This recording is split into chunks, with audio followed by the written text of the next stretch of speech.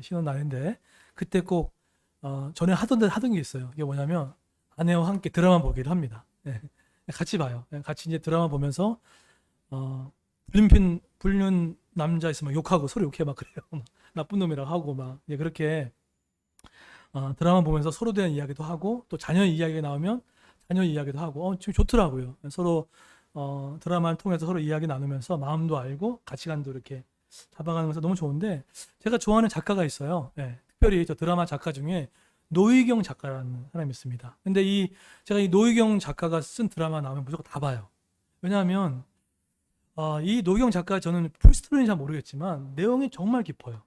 그 10년 전만 해도 이 정신의학이라든지 우울증, 공황장애 이런 것들이 되게 뭔가 좀 정신적이다, 병이라고 이렇게 치부했는데 그때 저 노희경 작가 같은 경우는 뭐 그들의 사는 세상이라든지 또 그래도 괜찮아 막 이런 큰 대작 같은 드라마가 결국 정신의학을 얘기하고 있고 당시 정서적인 병, 조현병부터 시작해가지고 뭐 우울증, 공황장애 거기에 많이 다루고 있어요.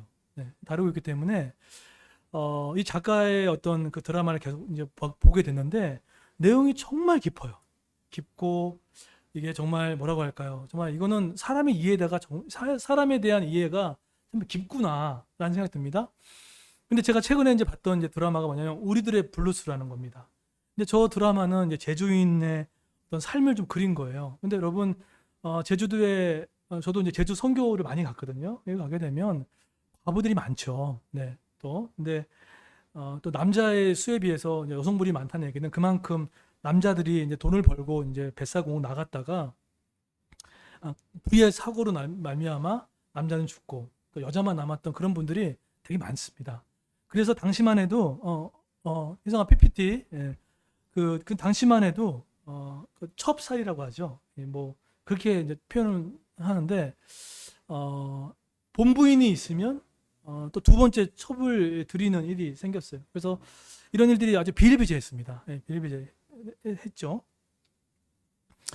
근데 제가 이제 이 드라마 이야기를 이제 왜 드렸냐면 거기에 여러분 잘 아시는 김혜자라는 분도 자식과 남편이 그 생계를 바닷가에 가다가 다 죽었어요. 이제 혼자 남은 거예요.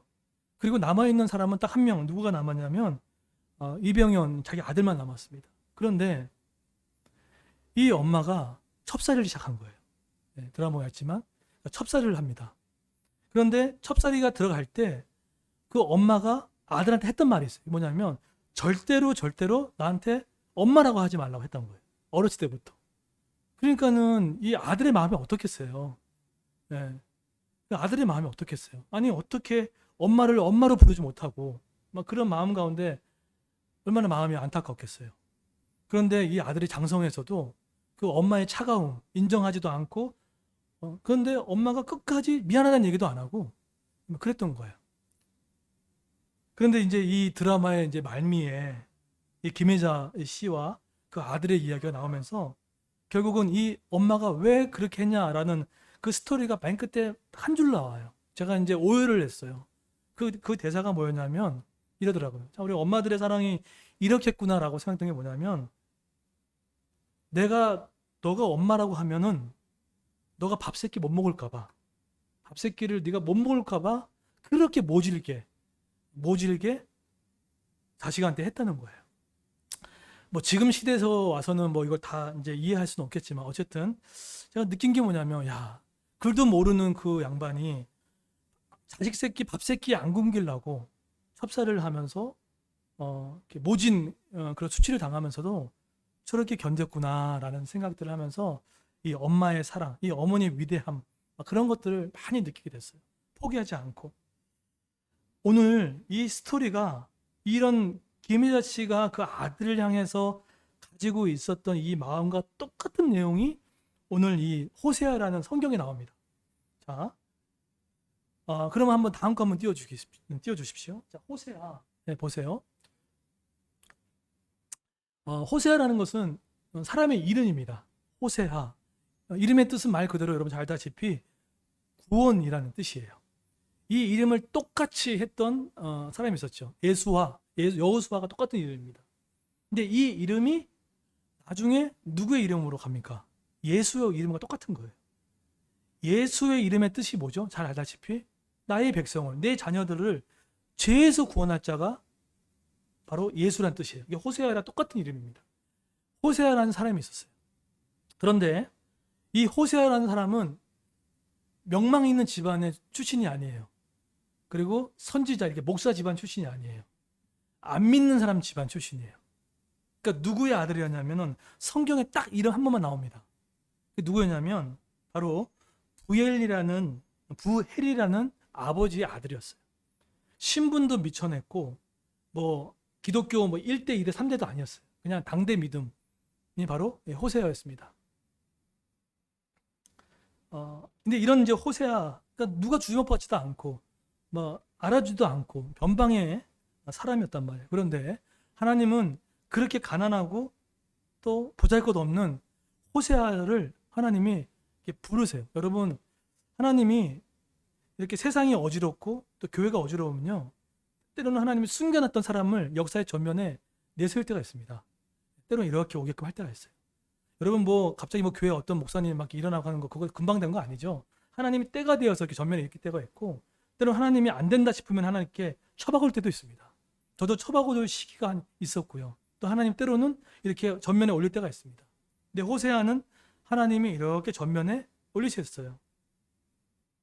그게 호세아입니다. 그런데 이 호세아가, 저는 만약에 이 호세아로 태어나면 저는 호세아로 살고 싶지 않아요.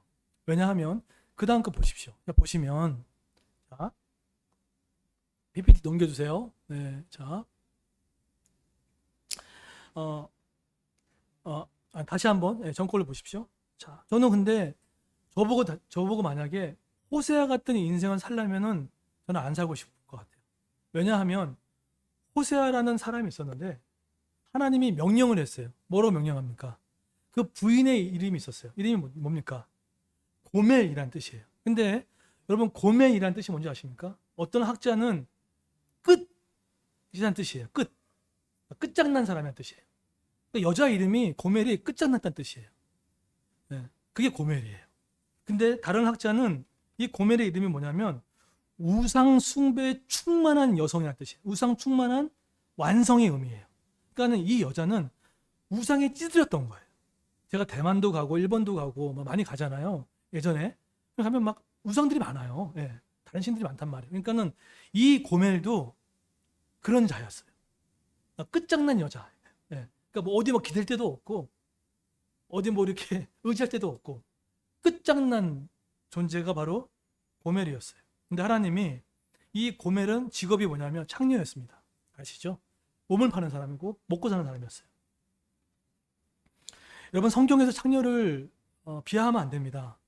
당시 구약 이스라엘 시대는 자신의 어떤 신분을, 남편이 없으면 내세울 수 없기 때문에 그렇게 아마 몸을 팔아서라도 살 수밖에 없는 사람이었어요. 기생 라합도 마찬가지고요. 자, 그런데 하나님이 명령하셨어요. 저 같은 목사한테 갑자기 하늘에 음성이 들린 거예요. 창녀랑 결혼하라는 거예요. 우리 아내 말고, 정재희라는 아내 말고, 저보고 저기 뭐 옛날에 청량리 오팔박 하는 데 있잖아요. 여기 뭐 성복구도 있고 뭐 그런데 집단 여성, 그 집장총 여성과 결혼하는 뜻이에요. 여러분, 목회자는요, 믿는 분과 결혼하는 게 맞아요. 왜냐하면은 이게 사역이 쉽지 않거든요. 그래도 힘든데 안 믿는 여성과 결혼하라. 근데 그게 또 창녀란 말이에요. 여러분 하시겠습니까? 근데 성경에는 이것에 대해서 네, 순종했습니다, 이런 내용은 안 나와요. 여러분, 성경의 이면의 얘기를 잘 들으셔야 돼요. 지금 호세아는 이거 듣고 막 이제 실제적으로 어떻게 합니까? 결혼을 합니까, 안 합니까? 하긴 해요. 하지만 호세아의 마음속에 하나님 이건 못하겠습니다, 이건 말도 안 되죠. 그 스토리는 안 나온단 말이에요. 그렇기 때문에 성경을 읽을 때 자꾸 이 성경이 멀리 느껴지는 거예요. 여러분이 호세아라면 어떻게 하십니까? 그거 안 되는 거란 말이에요. 물론 이제 호세아는 이것에 대해서 뭐 성경은 얘기하지 않았지만 아마 100이면 100이면 뭐 9명은 뭐 90명은 하나님 이거 못하겠습니다. 여러분, 제가 여쭤볼게요. 여러분 자녀들이 그런 사람들과 결혼하면 허락하실 거예요? 허락할 수가 없단 말이에요. 이거 왜 그러십니까? 그런 거란 말이에요. 그런데 하나님이 명령하셨어요. 고멜과 결혼해라. 끝장난 여자랑 결혼해라. 그리고 아무것도 의지할 수 없는 몸을 팔면서 생계를 유지하는 저 여인과 결혼하라라고 했던 거예요. 그런데 여러분이 알다시피 호세아가 이 여인과 결혼을 치르죠. 치르고 나서 그리고 어떡합니까? 나중에 그 여자가 바람피고 났을 때 값을 치르고 다시 데려온 일을 합니다. 여러분 이 그림은 구원의 그림이에요. 여기서 이 고멜은 누굴 상징합니까? 끝장난 존재, 우리였어요. 우리는 하나님 앞에 끝장난 존재였단 말이에요. 다른 신을 섬기고 하나님을 멀리하고 했던 끝장난 존재, 영적 고멜이 우리였단 말이에요. 근데 하나님께서 호세아, 결국 누굴 보냈다는 거예요? 예수를 보내가지고 그 예수가 우리와 뭐 한 거예요? 결혼한 거예요. 그게 바로 호세아가 말해주는 구원의 큰 그림입니다. 한 가정사를 통해서 지금 하나님은 지금 그것을 보여주기 원했다는 거예요. 자, 그러면 왜 하나님이 이러한 한 가정에 그런 일을 주면서 왜 이런 일을 하셨을까요? 영적 배경을 아셔야 돼요. 영적 배경을 아셔야 되는데 다음 거 한번 띄워주십시오. 자, 끝장난 여자랑 야 이거 어떻게 살아? 근데 왜 하나님이 이런 퍼포먼스를 했냐면 이유가 있습니다. 첫 번째로 여러분 이 호세아서의 당시 영적인 분위기예요. 그리고 사회적인 배경입니다. 근데 그때 이 호세아라는 사람이 했을 때 이제 대통령이 누구였냐면 우리말로 하면 대통령이 누구였냐면 여로보암 2세였어요.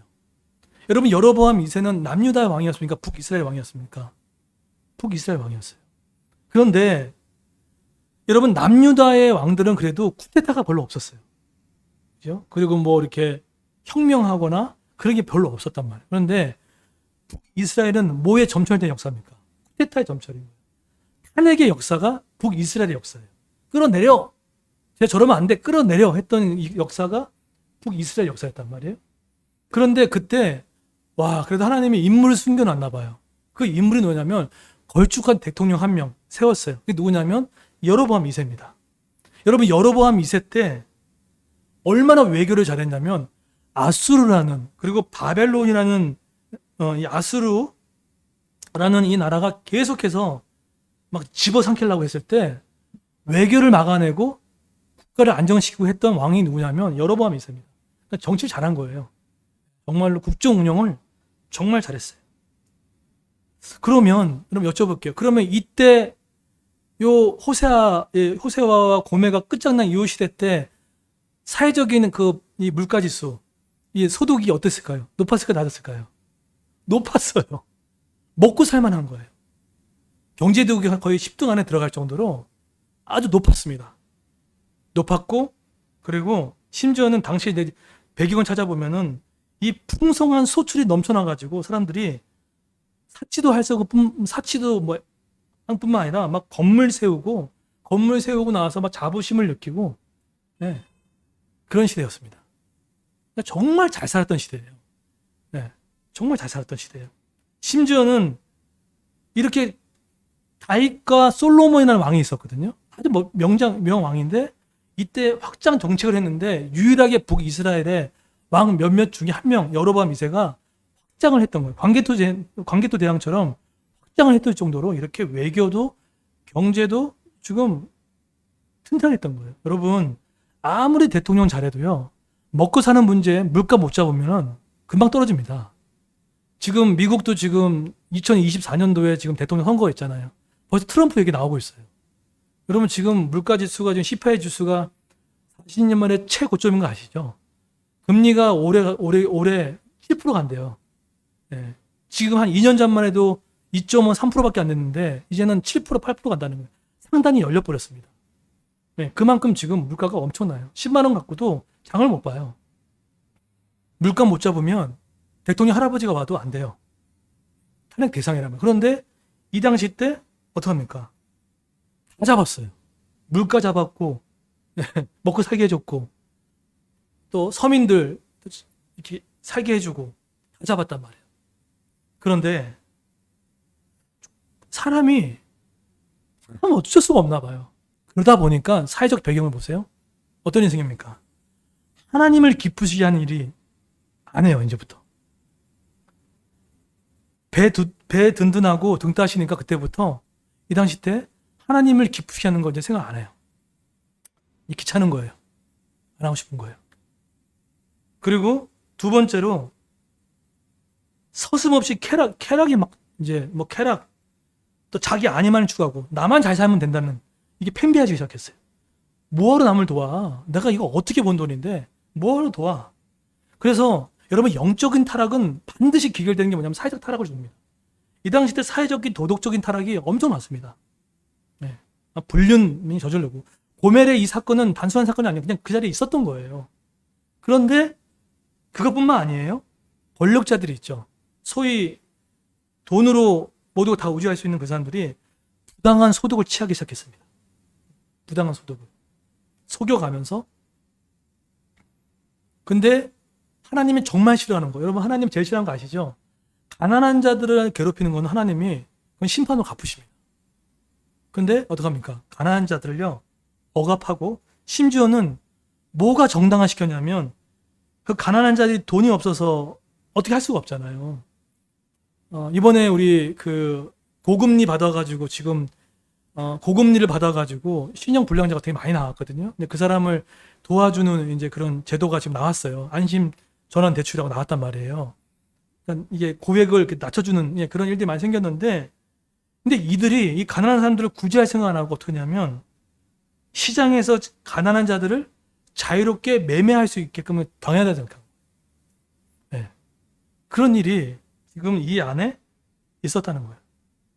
여러분 하나님이 뭔가 이렇게 징계하실 때 단순히 교회 안 오고 기도 안 한 것 때문에 화가 나는 거 아니에요. 그건 나중에 문제고, 딱 보면은 그 나라가, 그 국가가, 그 지도자가 그렇게 했을 때 하나님이 이게 보고 계신다는 거예요.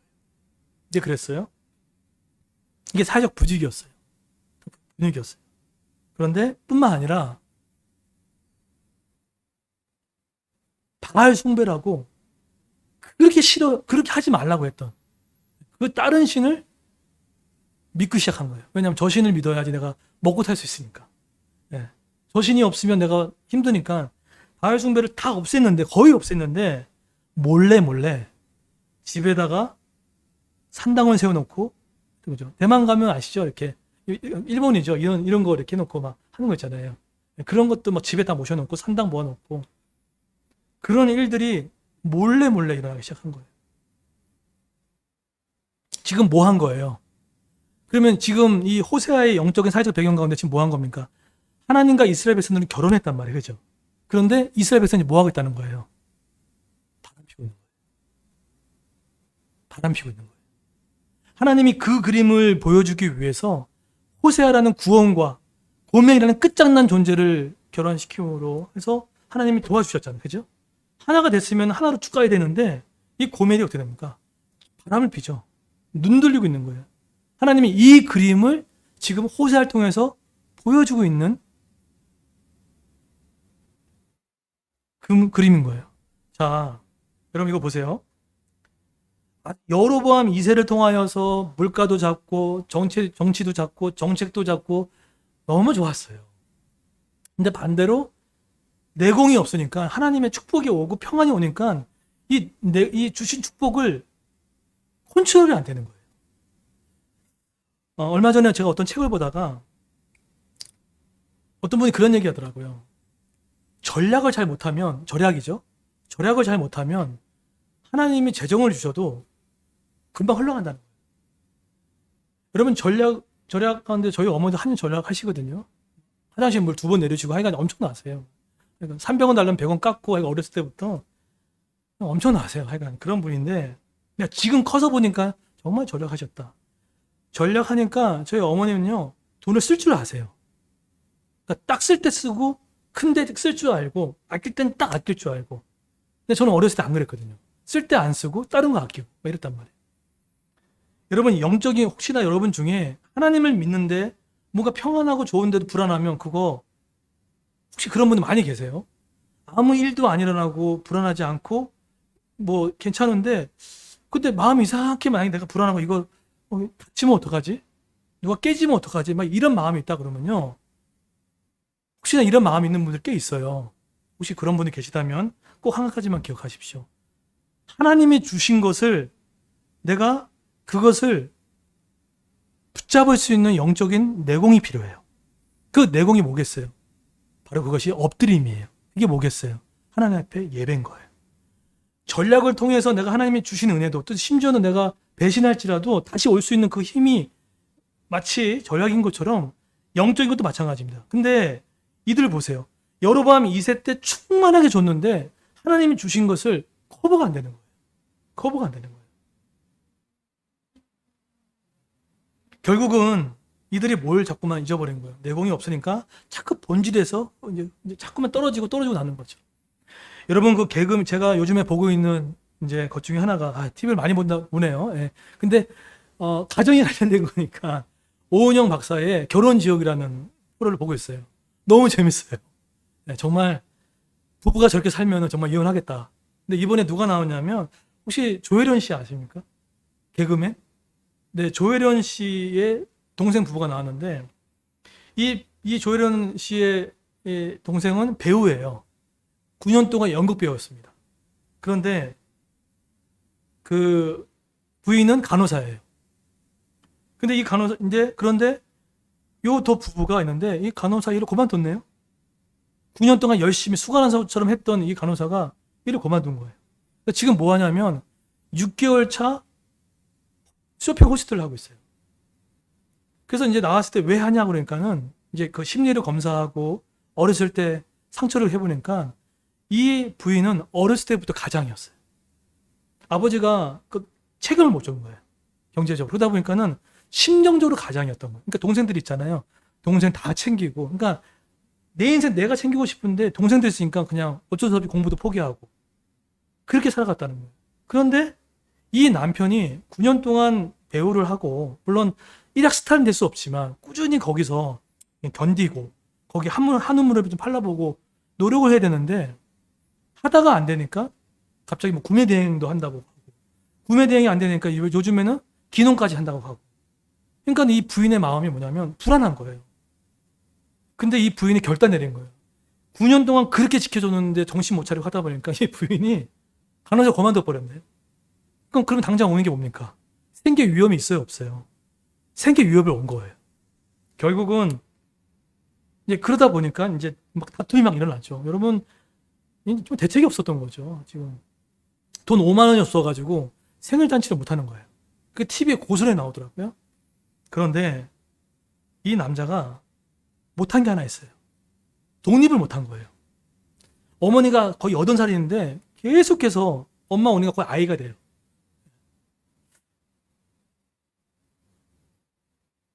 근데 이 부인이 그 남자한테 일가를 가합니다. 당신은 배우인데 왜 자꾸 외도를 하냐는 거예요. 배우면 대본을 분석하고 살을 빼고 사실 몸을 관리하면서 다음 출연 작품에 대해서 잘 준비를 해야 되는데 왜 당신은 자꾸 외도를 하냐 얘기를 했던 거예요. 배우로서. 그런데 그게 귀담아 듣지 않아요. 그랬더니 그 김웅수 씨라고 그 누구죠? 이 사람 있잖아요. 그 어떤 배우가 대선배죠. 한마디 딱 합니다. 그 남자 보고 당신은 왜 배우를 하려고 했습니까? 근데 거기에 그 남편이 말을 못해요. 이 사람의 가장 큰 문제점이 뭐였냐면 이거였어요. 이 사람의 가장 큰 문제점은 대본이 나오면 대본을 연구하고 인물 캐릭터를 연구를 해서 그것을 녹여내는 작업을 해야 되잖아요. 몸도 만들고. 근데 그것보다는 거기서 스태프과 어울리고 관계를 맺고 그것도 중요하지만 본질에 대해서 잘 신경 안 쓰고 자꾸 다른 것을 하다 보니까 결국은 9년이 지나니까 10년 지나니까는 아무도 불러주지 않는 그냥 완전히 초라한 배우가 돼버린 거예요. 뭐죠? 본질을 못 보는 거예요. 본질을 못 보는 거예요. 하나님 믿는 것도 똑같습니다. 똑같은 거예요. 결국은요 본질 싸움입니다. 여러분 예배는 뭐죠? 예배는 오는 게 아니에요. 예배는 다시 본질을 점검하는 시간이에요. 기도가 뭐죠? 기도가 뭡니까? 그게 예배의 본질을 다시 붙잡는 거예요. 내 마음이 바람피지 않게끔 만들어주는 거예요. 내 마음이 딴 사람을 살아가지 않게끔 해주는 게 바로 예배고 기도예요. 혼자 안 되니까 같이 하자는 거죠. 그거예요. 이스라엘 백성 보십시오. 여로보암 2세가 있었잖아요. 모든 걸 다 줬다면 물론 실수할 수 있죠. 실수할 수 있다. 하지만 이 본질을 계속해서 붙잡는 게 중요한 거죠. 저는요, 우리 그레이스 교회가 다른 건 몰라도 제 싸움은 그 싸움이에요. 여러분, 저 싸움은 무슨 싸움일 것 같아요? 새로운 거 사역 만든 싸움은 아닙니다. 본질 지키는 싸움이에요. 우리 교회처럼 말씀에 계속 집중합시다. 계속 기도 강조하고. 여러분 그것도 내공 엄청 필요합니다. 네. 여러분 엄마도 아빠도 아시죠? 그걸 똑같은 이야기를 그걸 계속 한다는 것이 쉽지가 않은 거예요. 바람 펴버렸어요. 본질에 집착하지 않고. 그랬던 이들을 다음 거 보십시오. 네, 다음 거 보십시오. 어떻게 합니까? 본문에 가면 하나님이 바람핀 사람을 해결하는 방법이 있어요. 하나님이 이렇게 해결하십니다. 1장에서는 강렬하게 막 소리칩니다. 그러니까 영국으로 치면 거의 뭐라고 하죠? 소리친 거예요. 뭐죠? 1장에 보면은 하나님의 격노하는 음성이 들려요. 어떻게 하냐면 자식의 이름을 호세아와 고멜과 아이가 3명 나왔잖아요. 근데 이름을 뭐라고 지어버렸냐면 내 백성 아니다라고 지어버렸어요. 그리고 국률이 여기지 않겠다. 흩어버리겠다. 그게 이름의 뜻이 이래요. 어떻게 자기 자녀의 이름을 그렇게 지을 수 있겠습니까?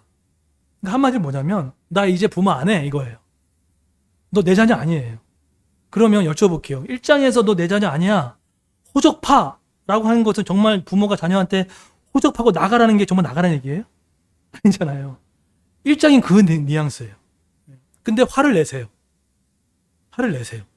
그런데 2장에서 오늘 본문 읽었던 2장에서 하나님은 죄송한 게 아니죠. 하나님은 약자에게 정말 약하세요.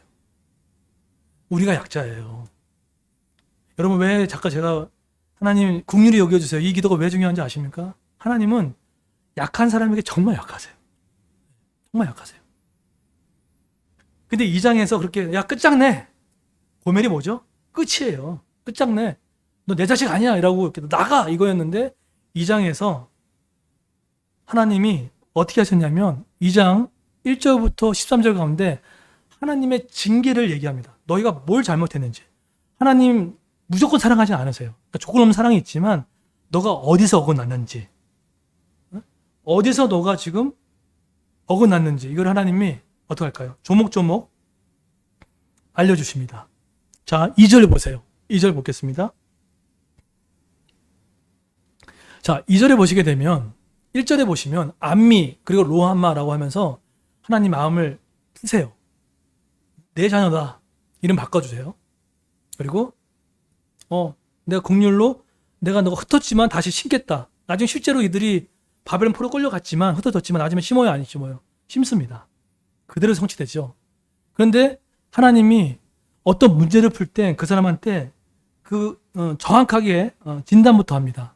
어떻게 합니까? 쟁론하라라고 표현해요. 저 쟁론하라는 단어가 뭐냐면 하나님의 질책을 말합니다. 이스라엘 백성들 향해서 어떤 부분이 어긋났고 어떤 부분 때문에 너가 이렇게 평안함이 없는지 어떤 부분이 평안이 깨졌는지 대해서 하나님이 이렇게 얘기를 해요.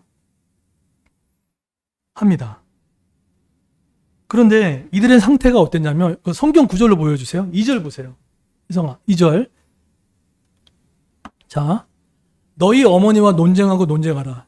원래 저 쟁론이라는 단어예요. 근데 이제 개정으로 바뀌었죠. 네, 논쟁하라는 거 하나님의 질책이에요. 그런데 그의 얼굴에서 뭘 제하라고 하죠? 음란을 제하래요. 또 뭘 제하죠? 유방사에서 음행을 제하죠. 무슨 뜻이에요? 저기서 말하는 얼굴과 음란과 유방 사이에 저 음행을 제하라는 것은 하나님 앞에 바람 핀 것에 대해서 부끄러움이 없는 상태를 말한 거예요. 부끄러움이 없는 거예요. 바람이 폈는데 당당한 거예요. 내가 그거 뭐죠? 부부 캐슬인가요? 뭐죠? 거기서 아니 내가 사랑하는 게 나빠 막 이렇게 대사가 나오잖아요. 안 되잖아요. 그런데 부끄러움이 없는 상태인 거예요. 그러면 이 부끄러움이 없는 상태가 되면 어떻게 일어나느냐? 하나님이 결과를 얘기해 줍니다. 3절에 보세요. 한번 읽어볼까요? 3절에 어떤 일이 일어나는지. 시작. 그렇지 아니하면 내가 그를 벌거벗겨서 그를 광야같이 되게 하며 마른 땅같이 되게 하여 목말로 죽게 할 것이다. 그래? 오케이. 바람 폈어? 근데 내 방법 너 회복시킬 건데 근데 그 전에 내가 이렇게 만들어 줄 거야 라고 하는 거예요. 아주 강하게 얘기했어요. 벌거벗었다는 저 뜻이 뭡니까? 초라하게 만들겠다는 거예요. 모처럼요? 광야처럼. 3절 하반절 보세요. 뭐라고 했죠? 마른 땅같이 목말로 죽게 하겠다는 거예요. 오케이. 성경은 이런 얘기합니다. 요한복음에 보게 되면 내가 주는 물을 먹는 자는 영원히 목마르지 아니하니 나의 주는 물은 그 속에 영생하도록 솟아나는 샘물이 되리라. 에스겔에 보게 되면 나를 믿는 자는 성경의 이름과 같이 그 배에서 생수의 강이 흘러나리라 하시니 이는 그를 믿는 자에 받을 성령을 가리켜 말씀하시는 것이다. 영생하는 샘물, 또 차고 넘치는 성령의 능력, 이거와 정반대되는 벌거벗겨지고 막 벌거벗겨지고 마른 땅같이 되어지고 초라해지고 수치감이 받게 되어지는 그런 현실로 될 거라는 거예요. 그리고 7절에 보세요. 7절에 보세요. 7절 보시면 한번 읽어볼까요? 저 구절에 하나님이 또 어떻게 이끌어가는지 읽겠습니다. 시작. 그가 그 사랑하는 자를 미치지 못하며 그들을 찾을지라도 만나지 못할 것이라. 그제야 그가 이르기를 내가 본 남편에게로 돌아가리니 그때 내 형편이 지금보다 나았음이라 하리라. 자, 7절 주목해 보세요. 저기서 그 사랑하는 자, 그가 사랑하는 자가 누굽니까? 그는 이스라엘 백성입니다. 그 사랑하는 자는 누굽니까? 아수르란 말이에요. 바알신이란 말이에요. 그 사랑하는 자를 너희가 뭐죠? 따라갈지라도 하나님이 아닌 다른 신을 네가 믿고 따라갈지라도 어떻게 했다는 거예요? 미치지 못할 것이다. 그리고 뭐라고 하죠? 만나지 못한다는 거예요. 이 뜻이 뭐예요? 오케이.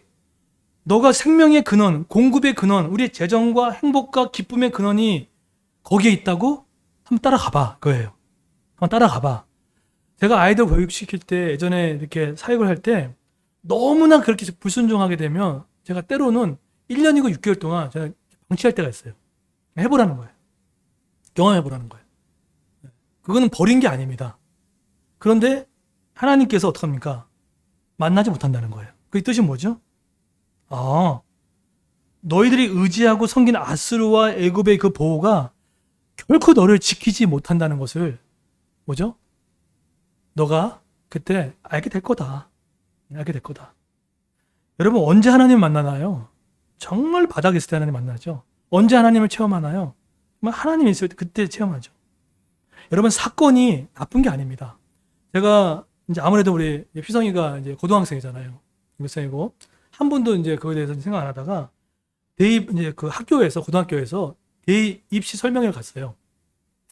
갔는데 여러분들 한번 잘 들으셔야 돼요. 갔는데 그 낮에 몇 시죠? 네, 11시인가? 2시에 갔나요? 갔는데 그 시간에 정말 많이 왔어요. 네, 부모들이 아마 이제 또래죠. 40대 왔는데 결론부터 말씀드릴게요. 지금의 대입의 모든 이게 결론부터 얘기하게 되면 단순하면 잘할 것 같아요. 그러니까 내신과 수능이에요. 그런데 설명을 듣는데 한 4시간을 설명하는데 너무 복잡한 거예요. 근데 교육부에서 정책을 바뀌었을 때 이 정부 정책에 화두가 있었어요. 메인 테마가 뭐냐면 공정성을 입각한 교육 정책이에요. 공정이라는 단어가 들어갔어요. 이 단어가 왜 들어간지 아십니까? 왜 들어갔냐면 조국 사태가 일어났죠. 그때 일어났을 때 모든 그죠? 그다음에 4가지가 폐지됐어요. 지금 우리 고등학생들은 그 4가지가 다 폐지됐습니다. 하나 뭐가 폐지됐냐면 자기소개서가 폐지됐어요. 또 한 가지 아이들 사는 동네 있죠. 분당, 강남, 블라인드입니다. 서류를 보고 딱 옛날에는 정말 그랬대요. 이 친구가 분당에 살아? 이 친구가 어디 살아? 시험을 평가하는 사람이 구별해서 뽑았다는 얘기를 해요. 블라인드라는 거. 그게 알 수 없대요. 어느 사는지가 없고. 그게 폐지됐고요. 또 한 가지 상을 만드는 거 있죠. 상 만들어가지고 입상했다는 거죠. 그것도 폐지됐습니다. 그것도 폐지됐어요. 왜 이 사건이 일어나냐면 그 조국 사태 그때 때문에 기회는 공정하고 과정은 뭐 공평하게 이런 슬로건이 떼져버렸잖아요. 결국은 그러니까 돈이 있는 사람 다 나쁜 건 아니에요. 어쨌든. 근데 있는 사람들이 그걸로 스펙을 만들어주고 허위 기재를 하고 허위 보고를 하다 보니까 부모의 경제력이 아이들의 대학에 입학에 돼버리니까 기회가 공정하지 않은 거예요. 다행히도 이런 것들을 하고자 그것도 한 4가지가 다 폐지되고 공정하게 할 수 있게끔 됐던 거예요. 제가 그거 듣고 나서 전략을 얻었던 게 아니라 무슨 생각이 드냐면 사건이 터졌구나. 우리는 욕했던 그 사건이 터졌지만 하지만 그 사건 때문에 하나님이 교회에서만 역사하지 않습니다. 불공정하는 곳에서 하나님도 그 사건을 터뜨리셔가지고 해서 결국은 많은 가난한 사람들, 또 경제적으로 뒷받치 못되는 사람들도 혜택을 받을 수 있게끔 되었다는 거예요. 오늘 이스라엘 백성들이 비록 이렇게 하나님 앞에 너 벌거벗질 거다. 너 광야로 갈 거다. 너 마르게 될 거다. 근데 이 사건을 통해서 이스라엘이 망했나요? 여러분 꼭 기억하세요. 하나님은요 항상 악으로 끝난 적이 없다는 거예요. 모든 인생을 항상 선으로 마침을 줍니다. 이거 꼭 기억하세요. 하나님은 마지막은 선이에요. 과정은 악이 있고 고난이 있어도 하나님은 선으로 반드시 그 결론을 맺는다는 거예요. 그것이 제가 하나님 믿는 근거예요. 그랬을 때 오늘 8절에 보세요. 명확하게 합니다. 곡식과 새 포도주 기름, 이게 무슨 뜻입니까? 내가 공급했던 자였다라는 것을 보여주시고, 마지막으로 다 읽진 않겠지만 마지막으로 이 단어 가운데 3번에 2장에 3번이나 등장되는 단어가 있어요. 장가든다는 단어가 나옵니다. 장가든다. 무슨 뜻입니까? 하나님이 지금 이스라엘과 결혼하겠다는 거예요. 누가요? 직접 이스라엘과 다시 결혼하겠다는 거예요. 이스라엘은 지금 영적 고멜이란 말이에요. 그렇지만 그럼에도 불구하고 하나님이 이 고멜된 우리 같은 자, 날마다 하나님을 어기고 배신하고 싶은 우리 자들을 하나님이 다시 장가드셔가지고 의뢰를 회복시킨다는 것입니다. 장가든다는 표현이 뭐냐면 이 뜻입니다. 이 뜻은 아라스라고 하는데 새로운 시작이고 새로운 결혼을 뜻합니다. 이게 장가든다는 표현이에요. 이게 2장에 3번에 등장해요. 하나님은 내가 연약하고 죄 많고 떨어지고 할지라도 그것을 드러내긴 하지만 하나님은 포기하지 않고 어쩌면 새롭게 장가 오셔주시는 분이에요. 그리고 새로운 인생, 새로운 희망으로 나아가게 하신 분입니다. 그게 누구십니까? 하나님이십니다. 그런 하나님을 믿는 저 여러분 되기를 예수 이름으로 축원드리겠습니다. 네, 다 같이 일어나서 마지막으로 기도할까요? 일어나고